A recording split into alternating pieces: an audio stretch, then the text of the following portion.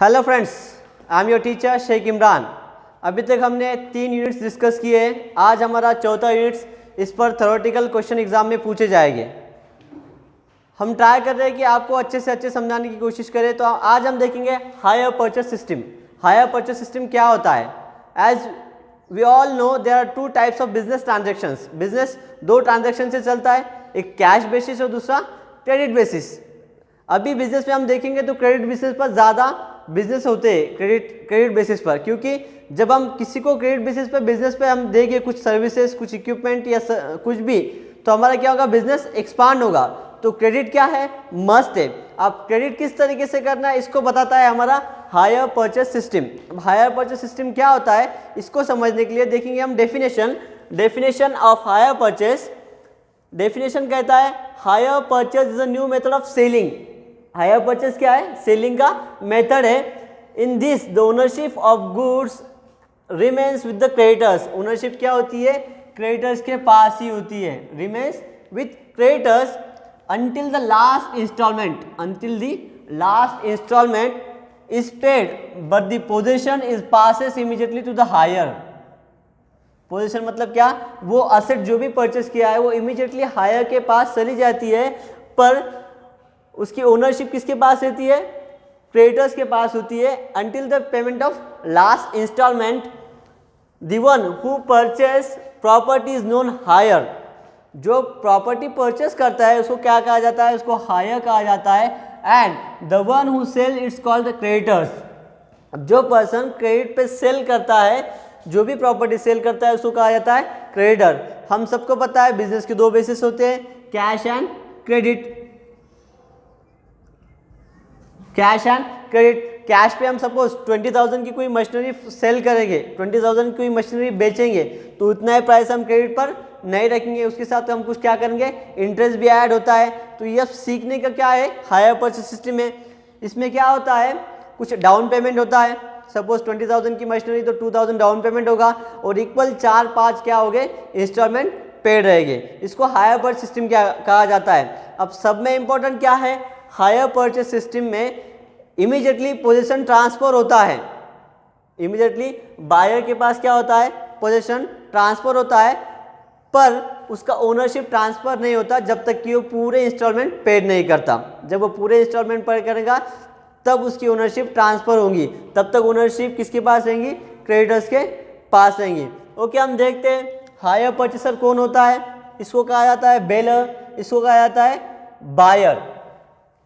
ये कौन होता है, अ पर्सन हु ऑब्टेन्स और has obtain possession of the goods from an owner under hire purchase agreement is known as hire purchaser hire. जो person क्या करता है, अंडर दी पोजीशन, जो भी एग्रीमेंट हुआ है उसके तहत क्या करता है, पोजीशन लेता है। मशीनरी का जो भी एसेट्स है उसका पोजीशन लेता है, उसके पास आता है। सपोज डाउन पेमेंट भरने के बाद उसके पास क्या आएगा, पोजीशन आएगा, मशीनरी आएगी। जो बंदा मशीनरी लेगा, पोजीशन लेगा, उसके पास जो भी इक्विपमेंट आएगा उसको कहते हैं हायर परचेसर। उसको कहा जाता है हायर परचेसर। उसको कहा जाता है बायर, उसको कहा जाता है बेलर। और दूसरा है हायर वेंडर। हायर वेंडर उसको कहा जाता है बेली या सेलर। इसका डेफिनेशन हम देखेंगे, a person who sells the goods on the basis of hire purchase agreement is called hire vendor. एक जो बंदा जो हायर परचेस सिस्टम पे क्या करता है, सेल करता है गुड्स और सर्विसेज को, उसको कहा जाता है हायर वेंडर। इसके पास क्या होगा, जब तक इंस्टॉलमेंट पेड करेंगे तब तक ओनरशिप हायर वेंडर के पास रहेंगी। जब पूरे इंस्टॉलमेंट पेड हो गए, जब पूरा पैसा पेड होगा, तब ओनरशिप ट्रांसफर होंगी हायर परचेसर के पास। अब इसमें कुछ इंपॉर्टेंट पॉइंट्स हमको एमसीक्यू पर्सपेक्टिव से कुछ ये है कि हायर परचेस एक्ट बना है 1972। Hire purchase act 1972। और जब एग्रीमेंट होगा तो पोजीशन जाएगा हायर सेलर के पास, हायर बाय के पास, क्योंकि उसने बाय किया है। और जब तक वो पूरे इंस्टॉलमेंट पेड नहीं करता तो पोजीशन रहेगा क्रेडिटर्स के पास। जब पूरे इंस्टॉलमेंट पेड करेगा तो हायर बायर जो रहेगा उसके पास पोजीशन, उसके पास एग्रीमेंट, उसके पास ओनरशिप क्या होगी, ट्रांसफर होंगी। इसको कहा जाता है हायर परचेस सिस्टम। अब इसके बाद इंपॉर्टेंट क्या है, हायर परचेस एक्ट 1972। उसके बाद higher purchase price. Higher purchase price मैंने कि 2 एग्जाम्पल आपको अभी दिया था। बिजनेस 2 बेसिस पे होता है, cash basis and creditors basis. Suppose कोई मशीनरी की कीमत 20,000 रुपीज़ है, कैश पे सेल कर रहा है, तो वही बंदा, वही सेलर वही मशीनरी 20,000 पे हायर परचेस सिस्टम से सेल नहीं करेगा, क्योंकि उसको क्या चाहिए, उस पर एडिशनल अमाउंट चाहिए, उसके साथ इंटरेस्ट भी ऐड होगा, उस अमाउंट में इंटरेस्ट की अमाउंट भी ऐड होगी। Suppose one example of motorcycle, हम क्या करते हैं, शोरूम में जाकर मोटरसाइकिल परचेस करते हैं। अगर हम कैश में लेंगे तो मोटरसाइकिल की प्राइस 80,000 होंगी।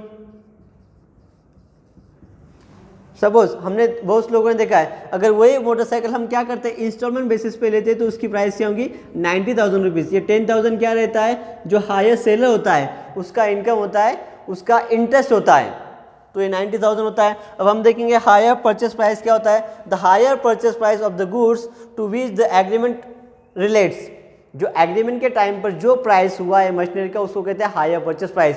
Cost of bike 80,000 and hire purchase price is 90,000। Okay, understand. Next, cash price.